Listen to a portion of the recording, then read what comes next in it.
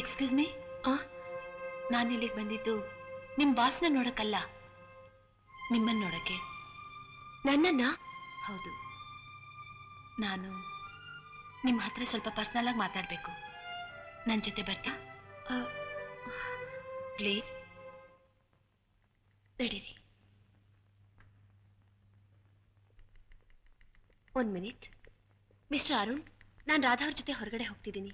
Boss ಕೇಳಿದ್ರೆ ಹೇಳ್ಬಿಡಿ. ಓ S. ಬನ್ನಿ. ಏನಪ್ಪ ದಿನ ಒಂದೇ ಕೊಡ?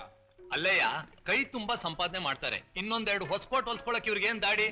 ಅವ್ರ ಹತ್ರ ಒಂದೇ ತರದ 5-6 ಕೊಟ್ಟಿದ್ಯಪ್ಪ. ಯಾವ್ದು ಹೊಸದಾಗಿ ಕಾಣಿಸ್ತಾ ಇಲ್ವಲ್ಲ? ಸೆಕೆಂಡ್ ಹ್ಯಾಂಡ್ ಪರ್ಚೇಸ್ ಮಾಡಿರ್ಬೋದು. ಇವ್ರ ಕೋಟ್ ಹೊಲ್ಸ್ಕೊಳ್ಳಿಲ್ಲ ಅಂದ್ರೆ ಯಾರಾದ್ರೂ ಇವ್ರಿಗೋಸ್ಕರ ದುಃಖತಿದ್ರ? ಯಾರು ದುಃಖ ಪಡ್ತಾರೋ ಇಲ್ವೋ ನಮಗ್ ಗೊತ್ತಿಲ್ಲ, ಆದ್ರೆ ನಮ್ ಕೈಲಿ ಇವ್ರ ಕೋಟಿನ ವಾಸನೆ ತಡಿಯಕ್ ಆಗ್ತಿಲ್ಲ.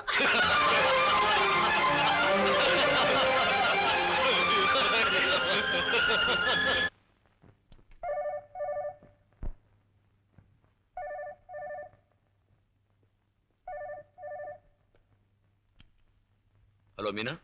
ಸರ್, ರಾಧಾ ಅವ್ರು ಬಂದಿದ್ರು. ಮೀನಾ ಅವ್ರ ಜೊತೆ ಹೊರಗಡೆ ಹೋಗಿದೆ. ರಾಧಾನ? ಮೀನಾ ರಾಧಾ ಜೊತೆ ಹೋಗಿದ್ದಾಳ? ಮೈ ಗಾಡ್. ಮೀನಾ, ಇಲ್ಲಿ ಬರ್ತಿರೋ ನಮ್ಮ ಹೆಸರುಗಳನ್ನ ನೋಡಿ ನಮ್ಮ ಪ್ರೀತಿಗಿದೆ ಪ್ರತ್ಯಕ್ಷ ಸಾಕ್ಷಿ. ಆದ್ರೆ ನನ್ನ ಹೃದಯದಲ್ಲಿ ಅಡಗಿರೋ ಪ್ರೀತಿನ ನಿಮ್ಗೆ ಹೇಗೆ ತೋರಿಸ್ಲಿ? ಅದಕ್ಕೆ ನಾನು ನಿಮ್ಮನ್ನ ಇಲ್ಲಿ ಕರ್ಕೊಂಡು ಬಂದಿದ್ದು. ಮೀನಾ, ದಯವಿಟ್ಟು ನನ್ ರವಿ ನನಗ್ ಬಿಟ್ಕೊಡಿ. ನಮ್ಮಿಬ್ರನ್ನು ನೀವೇ ಒಂದ್ ಮಾಡ್ಬೇಕು ಮೀನಾ, ಪ್ಲೀಸ್. ಎಷ್ಟೋ ಜನ ಇದೇ ತರ ಮರಗಳ ಮೇಲೆ ಕಲ್ಲು ಬಂಡೆಗಳ ಮೇಲೆ ಹೆಸರನ್ನು ಬರೀತಾರೆ. ಅದನ್ನೇ ಶಾಶ್ವತ ಅಂತ ಹೇಳೋಕ್ಕಾಗುತ್ತಾ? ಹೃದಯದಲ್ಲಿ ಬರಿತೀವಿ ಅನ್ನೋದು ನೀರಿನಲ್ಲಿ ಬರೆಯೋದು ಎರಡೂ ಒಂದೇ. ನಿಮಗೆ ರವಿ ಪ್ರೇಮಿನೇ ಆಗಿರಬಹುದು. ನೀವು ಅವರಿಗೆ ಹೆಂಡತಿನೇ ಆಗಿದ್ದಿದ್ರೆ ನನ್ನ ಗಂಡನ್ನ ನನಗೆ ಬಿಟ್ಕೊಡು ಅಂತ ಕೇಳೋದ್ರಲ್ಲಿ ಒಂದು ಅರ್ಥ ಇದೆ. ಆದ್ರೆ ಪ್ರೀತಿಸಿದವ್ರನ್ನ ಬಿಟ್ಕೊಡು ಅಂತ ಕೇಳೋದ್ರಲ್ಲಿ ಯಾವ ಅರ್ಥನೂ ಇಲ್ಲ. ಎಷ್ಟೋ ಹೆಂಡತಿಯರನ್ನ ಇಟ್ಕೊಳ್ಳುವಂಥ ಗಂಡಸರಿರೋ ಈ ಕಾಲದಲ್ಲಿ ಮೊದಲೊಬ್ಬಳನ್ನ ಪ್ರೀತಿಸ್ತಿದ್ರು ಅನ್ನೋ ಒಂದೇ ಒಂದು ಚಿಕ್ಕ ಕಾರಣಕ್ಕೋಸ್ಕರ ಬಿಟ್ಕೊಡೋದು ಹುಚ್ಚುತನ. ದಯವಿಟ್ಟು ಹಾಗೆಲ್ಲ ಮಾತಾಡ್ಬೇಡಿ. ದೇವರನ್ನ ಎಷ್ಟೋ ಜನ ಭಕ್ತಿಯಿಂದ ಪೂಜಿಸ್ತಾರೆ. ಆದ್ರೆ ಆ ದೇವ್ರನ್ನ ಮುಟ್ಟೋಕ್ಕಾಗ್ಲಿ ಜೊತೆಲಿರೋಕ್ಕಾಗ್ಲಿ ಪೂಜಾರಿಗೆ ಮಾತ್ರನೇ ಹಕ್ಕಿರೋದು. ನೋಡಿ, ಆ ದೇವರೇ ಭಕ್ತರನ್ನ ಹುಡುಕೊಂಡು ಬಂದ್ರೆ ಅವನ್ನ ತಡೆಯೋ ಹಕ್ಕು ಯಾವ ಪೂಜಾರಿಗೂ ಇಲ್ಲ. ನೀವೇನೇ ಹೇಳಿ, ರವಿ ನನಗ್ ಸೇರಿದವರು, ಅವರು ನನಗೆ ಸ್ವಂತ. ಅದನ್ನ ತೀರ್ಮಾನ ಮಾಡ್ಬೇಕಾಗಿರೋದು ನೀವು ಅಲ್ಲ, ನಾನು ಅಲ್ಲ. ಹಾಗಾದ್ರೆ ನಿಮ್ ತೀರ್ಮಾನ? ಓಕೆ, ನಾನ್ ನಿಮಗೋಸ್ಕರ ನಾನ್ ಪ್ರೀತಿನ ತ್ಯಾಗ ಮಾಡ್ತೀನಿ. ಆದ್ರೆ ರವಿ ಆಮೇಲೆ ನನ್ನ ನಿಮ್ಮನ್ನ ಬಿಟ್ಟು ಇನ್ನೊಬ್ಬಳ ಹಿಂದೆ ಹೋಗಲ್ಲ ಅಂತ ಏನ್ ಗ್ಯಾರಂಟಿ? ಈಗ ನೀವ್ ಹೇಳೋದನ್ನ ಕೇಳ್ತಿದ್ರೆ ಆದಷ್ಟು ಬೇಗ ನಾನ್ ರವಿನ ಮದ್ವೆ ಮಾಡ್ಕೋಬೇಕು ಅನ್ಸುತ್ತೆ. ಅವರಂಥ ಶ್ರೀಮಂತರನ್ನ ಮದ್ವೆ ಮಾಡ್ಕೊಳ್ಳೋಕೆ ನಾನ್ ಪುಣ್ಯ ಮಾಡಿರ್ಬೇಕು. ಛೀ, ನೀನು ಒಂದು ಹೆಣ್ಣ.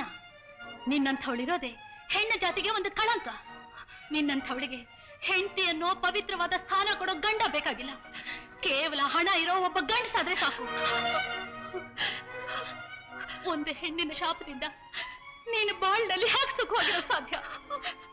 ಆದಷ್ಟು ಬೇಗ ಈ ಪ್ರತಿಫಲ ನೀನು ಅನುಭವಿಸ್ತೀಯ, ಖಂಡಿತ ಅನುಭವಿಸ್ತೀಯ.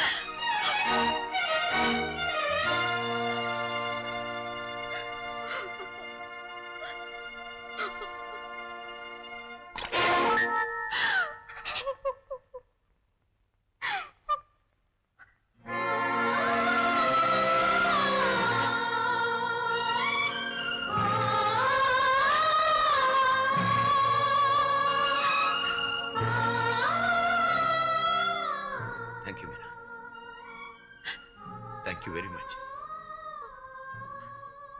ನಾನು ನಿನ್ಗೆ ಯಾವ ರೀತಿ ಕೃತಜ್ಞತೆ ಹೇಳಬೇಕು ಅಂತಾನೆ ಗೊತ್ತಾಗ್ತಾ ಇಲ್ಲ.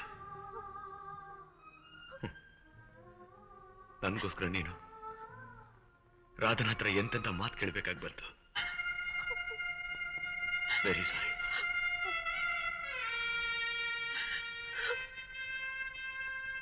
ಮೀನಾ,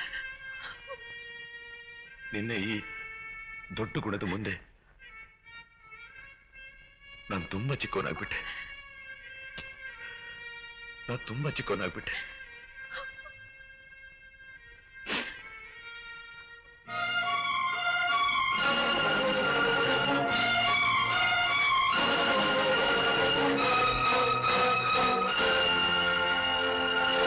ಸರ್, ಯುವರ್ ಅಪಾಯಿಂಟ್ಮೆಂಟ್. ಇವತ್ತು ಜೈಲ್ ಖೈದಿಗಳಿಗೆ ಊಟ ಹಾಕಬೇಕಾಗಿದೆ.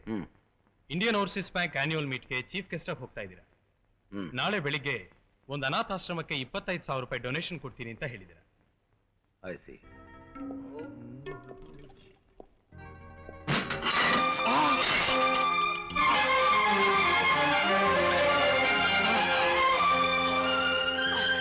ಅಯ್ಯೋ, ರಕ್ತ ತುಂಬಾ ಬರ್ತಿದೆ. ಕೋಟ್ ತೆಗೆದ್ಬಿಡಿ ಪ್ಲೀಸ್. ನಾನು ಹೇಳೋದನ್ನ ಕೇಳಿ. ಪರವಾಗಿಲ್ಲ. ಅಯ್ಯೋ, ಕೋಟ್ ತೆಗಿತೀರೋ ಇಲ್ವೋ? ಮೀನಾ, ಪ್ಲೀಸ್. ಪ್ಲೀಸ್.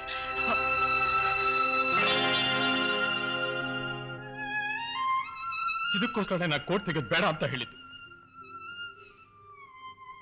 ನನ್ನ ಮೈಗಾಗಿರೋ ಈ ಗಾಯ ನಾ ತರ್ಕೋಬಲ್ಲೆ, ಆದ್ರೆ ನನ್ನ ಶರ್ಟ್ಗಾಗಿರೋ ಗಾಯಗಳನ್ನ ಯಾರಿಗೂ ತೋರ್ಸಕ್ ನನ್ಗೆ ಇಷ್ಟ ಆಗಿಲ್ಲ.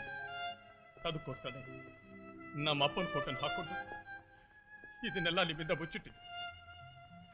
ದಿನ ಒಂದೇ ಕೋಟ್ ಹಾಕೋತಾನೆ ಅಂತ ನೀವೆಲ್ಲ ಗೇಲಿ ಮಾಡ್ತಿದ್ರಲ್ಲ, ಅದಕ್ಕಿದೆ ಕಾರಣ.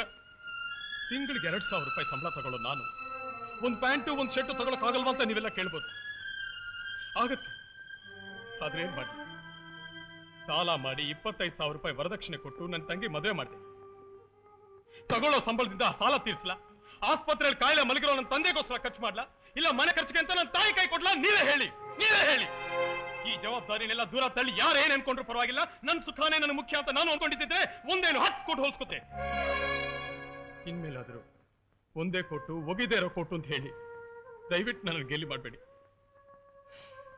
ಮಿಸ್ಟರ್ ಆನಂದ್, ದಯವಿಟ್ಟು ನನ್ನ ಕ್ಷಮಿಸ್ಬೇಡಿ. ಇದಕ್ಕೆಲ್ಲ ನಾನೇ ತಾನೇ ಕಾರಣ. ನಾನು ಇಷ್ಟು ದಿನ ಮರೆಯಾಗಿದ್ದು ನನ್ನ ಬಾಳ್ನ ಎಲ್ಲರ ಮುಂದೆ ಬೆಳಕಕ್ಕೆ ತಂದವ್ರು ನೀವು ತಾನೆ. ನಿಮಗೆ ನಾನು ಧನ್ಯವಾದ ಹೇಳ್ಬೇಕು.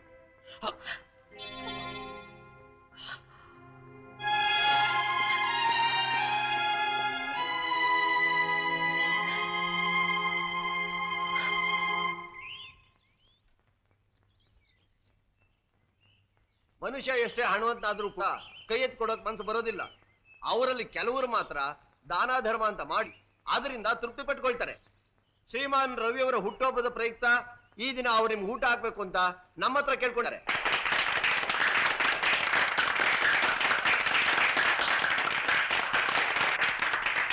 ಅವರೇ ಬಂದು ಸ್ವತಃ ನಿಮ್ಗೆ ಊಟ ಬಡಿಸ್ತಾರೆ.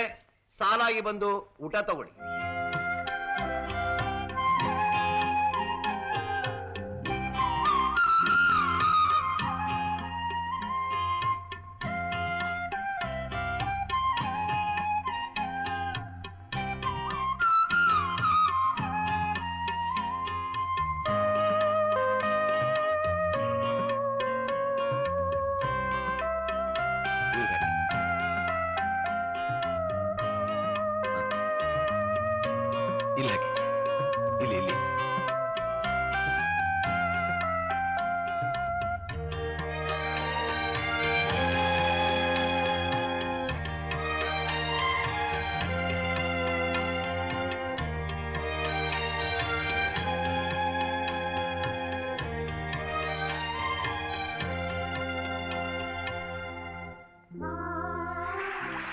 ಸ್ವಲ್ಪ ನೀರು ಬೇಕು.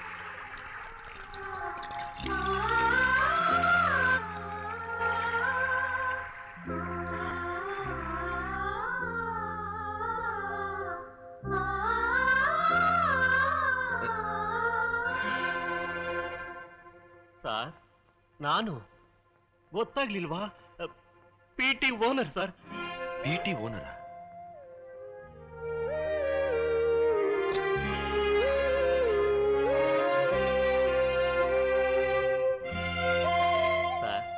ಮಾಡಿದ ತಪ್ಪಿಗೆ ಮುಂದಿನ ಜನ್ಮದಲ್ಲಿ ಶಿಕ್ಷೆ ಅನುಭವಿಸ್ತಾರೆ ಅಂತ ಹೇಳ್ತಾರೆ. ಅದ್ ಸುಳ್ಳು ಸರ್. ನಾವು ಮಾಡಿದ ತಪ್ಪಿಗೆ ಈ ಜನ್ಮದಲ್ಲೇ ಶಿಕ್ಷೆ ಅನುಭವಿಸ್ಬೇಕು. ಅದಕ್ಕೆ ನಾನೇ ಸಾಕ್ಷಿ ಸರ್. ಮಾಡಿದ ತಪ್ಪನ್ನ ನೆನೆಸ್ಕೊಂಡು ಯಾರು ಪಶ್ಚಾತ್ತಾಪ ಪಡ್ತಾರೋ ಆಗ್ಲೇ ಭಗವಂತ ಅವ್ರನ್ನ ಕ್ಷಮಿಸ್ಬಿಡ್ತಾನೆ. ಒಂದು ಹೊತ್ತು ಊಟ ಮಾಡಿದ್ರು ನ್ಯಾಯವಾಗಿ ದುಡಿದು ತಿನ್ಬೇಕು ಅಂತ ಹೇಳಿದ್ರಿ. ನಾನಿವತ್ತು ನ್ಯಾಯವಾಗಿ ದುಡಿದು ತಿಂತಿದ್ದೀನಿ.